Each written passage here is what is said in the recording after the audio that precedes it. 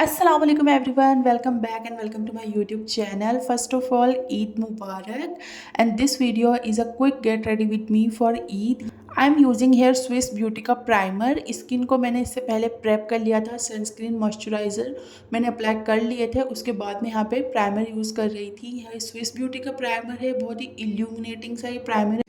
Daily basis के लिए मैं सिलिकॉन बेस्ड प्राइमर यूज़ कर रही हूँ, बट आज ईद है तो मुझे अपना मेकअप थोड़ा डूई शाइनियर चाहिए, तो इस वजह से मैंने ये वाला प्राइमर यूज़ किया है। प्राइमर अप्लाई करने के बाद अपने 1 या 2 मिनट्स जरूर प्राइमर को रेस्ट होने देना है, ताकि वो आपके फेस पे सेट हो जाए अच्छे से। जब तक वो सेट हो रहा था तब तक मैंने अपने दूसरे हैंड वाली भी बेंगल्स जो थी वो वेयर कर ली थी। अब यहाँ पे मैं सबसे पहले ऑरेंज कलर करेक्टर अप्लाई कर रही हूँ, क्योंकि रमज़ान में हमारा स्लीप शेड्यूल बहुत ख़राब हो जाता है, तो इस वजह से मेरे बहुत ज़्यादा डार्क सर्कल हो गए हैं, और मेरे ऑलरेडी बहुत ज़्यादा डार्क सर्कल है नॉर्मली भी वैसे, तो इस वजह से मैं ऑरेंज कलर करेक्टर यहाँ पे यूज़ कर रही हूँ। ऑरेंज कलर करेक्टर अप्लाई करने के बाद मैंने यहाँ पे लूज़ पाउडर से अपने अंडर आइज़ के नीचे उसी के ऊपर मैंने ये पाउडर अप्लाई किया है, ताकि उससे जो ऑरेंजिश जो शेड होता है ना, वो हमारे फाउंडेशन के अंदर से नज़र नहीं आए, और लूज़ पाउडर से वो एक बैलेंस दे देता है, कलर के अंदर इवन टोन आ जाता है। लूज़ पाउडर मैंने लगा के छोड़ दिया था, तब तक मैं अपने आईब्रोज़ को सेट करूँगी। यहाँ पे मैं आप लोगों को बता दूँ, मैं अपने आईब्रोज़ को प्लक नहीं करवाती हूँ, ये मेरे नेचुरल आईब्रोज़ हैं, इसलिए मैं बहुत सिंपल सा इन्हें सेट करती हूँ, बहुत ज़्यादा कुछ ऐसे हैवी सेट नहीं करती। आप लोग जैसा चाहते हो वैसा सेट कर सकते हो, it totally depends on you. उसके बाद मैंने यहाँ पर लिया है स्विस ब्यूटी का कंसीलर, ताकि मैं अपनी आईज़ मेकअप के लिए उनको प्रेप कर सकूँ। तो मैंने प्राइमर के तौर पे यहाँ पे इस कंसीलर को यूज़ में लिया है। थोड़ा बहुत आईब्रोज़ का शेप भी मैं यहाँ पे डिफ़ाइन कर रही हूँ, और फिर डैम ब्यूटी ब्लेंडर की हेल्प से मैं कंसीलर को अच्छे से ब्लेंड कर लूँगी। आई मेकअप से पहले कंसीलर यूज़ करना मतलब आपने जो भी आई शेडो का कलर आप आईज़ पे लगाओगे वो बहुत प्रोमिनेंट नज़र आएगा।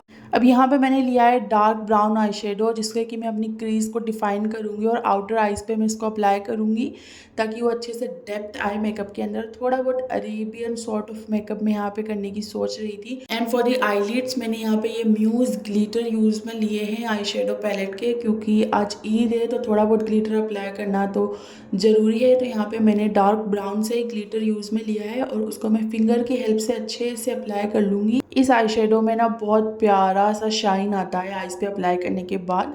फिर यहाँ पे मैं अपने आइज़ पे विंग आईलाइनर ड्रॉ कर रही थी, जो कि मैं लिक्विड आईलाइनर की हेल्प से ड्रॉ कर रही थी।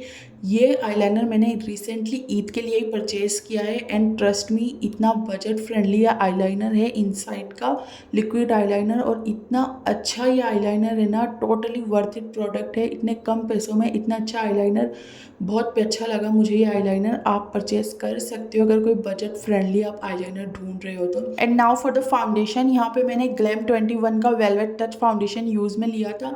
ये फाउंडेशन भी मैं फर्स्ट टाइम अप्लाई कर रही थी, और trust me guys this foundation is so good. इतने कम पैसों में इतना अच्छा foundation, totally worth it product है। अच्छी नॉर्मल कवरेज ये आपको देता है, और बहुत प्यारा सा ग्लोई डूई इफेक्ट इसका आ जाता है। फाउंडेशन को भी मैं डैम ब्यूटी ब्लेंडर की हेल्प से अच्छे से मैंने ब्लेंड कर लिया था। बहुत ही लाइट हैंडेडली आपने फाउंडेशन को ब्लेंड करना है, बिल्कुल भी हार्श नहीं होना है।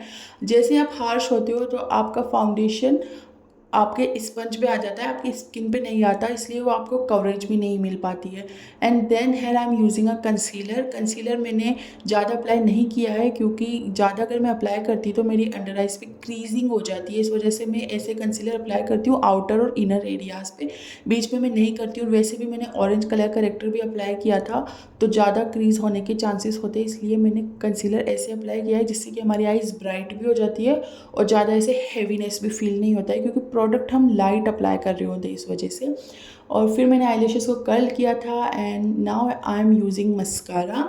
तो मैंने मस्कारा की सिर्फ एक ही कोट दी थी, आप लोग देख सकते हो, बट जो आपने कोटिंग करनी है ना वो बहुत अच्छे से करनी है। एक एक लैशेस को अलग अलग करके ऐसे मस्कारा के वॉन्ड को शेक करते हुए करनी है, इससे आपकी आइज़ का बहुत प्यारा लुक आता है। ज़्यादा आपको प्रोडक्ट यूज़ करने की ज़रूरत भी नहीं है, बहुत अच्छे से एक वॉन्ड में काम हो जाता है अगर आपको अप्लाई करना आता हो तो।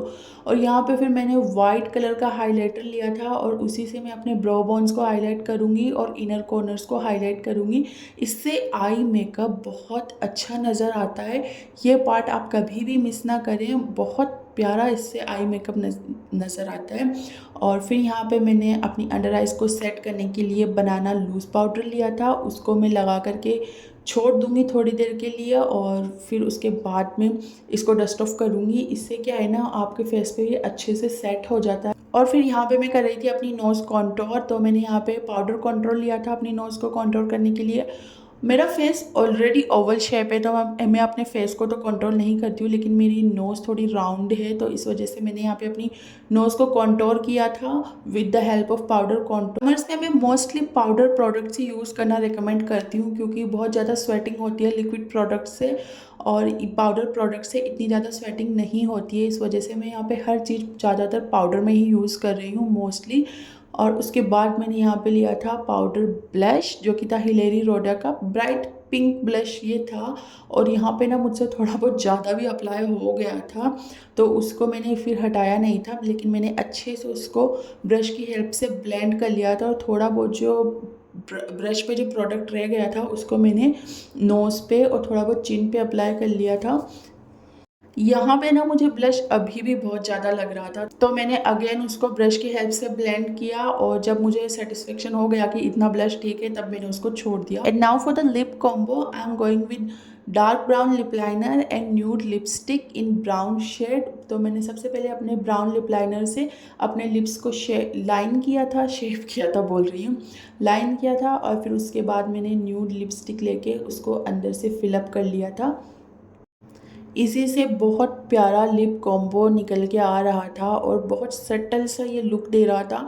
इसके ऊपर मैंने कोई भी लिप ग्लॉस अप्लाई नहीं किया था, नॉर्मली मैंने ऐसे ही अपना लिप कॉम्बो रहने दिया था और बहुत प्यारा ये लिप कॉम्बो लग रहा था। वैसे भी ये लिप कॉम्बो मेरा फेवरेट है। एंड उसके बाद मैंने यहाँ पे मार्स का छोटू सा सेटिंग स्प्रे लिया था और उससे अपने पूरे मेकअप को सेट कर लिया था। And now here I am using Mars का हाइलाइटर, उसको मैं अपने फेस को हाईलाइट करने के लिए यहाँ पे यूज़ कर रही हूँ। चिक बोन्स पे मैंने अप्लाई किया है, bridge of the nose, chin, forehead, जो जो हमारे हाईलाइटिंग पॉइंट्स होते हैं वहाँ वहाँ पे मैंने हाईलाइट किया है।